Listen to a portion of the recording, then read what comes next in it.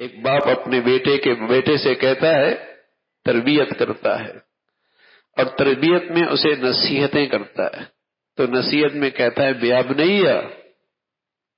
اقم الصلاۃ وامر بالمعروف وانہی عن المنکر واصبر علی ما اصابک ان ذلک من عزم الامور۔ یہ ہے اللہ کے فرما بردار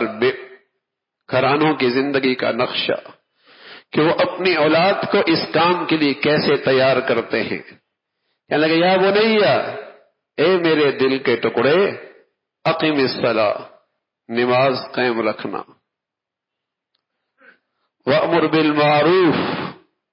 تو اچھائی کو فروغ دینا، نیکی کی باتیں کرنا، سچائی کی تلقین کرنا اور برائی سے روکنا، ونہی عن المنکر، اور ساتھ یہ بھی فرمایا یہ آسان کام بھی نہیں ہے۔ اور پھر خاص اس دور میں میرے عزیزوں، جہاں لوگوں کی نظروں میں برائی اچھائی بن جائے اور اچھائی ہی برائی بن جائے، تو وہاں خیر کا علمبردار بننا اور برائی کے راستے میں رکاوٹ بن جانا بڑے دل گردی کی بات ہے، بڑے ہمت کی بات ہے۔ اس لیے کہ اب برائی ایسی ہے اس پہ فخر کیا جا رہا ہے، وہ اسٹیٹس بن چکی ہے، وہ ترقی کا نشان بن چکی ہے، وہ روشن خیالی کی علامت بن چکی ہے۔ فرمایا بیٹے برائی سے روکنا، اچھائی طرف بلانا،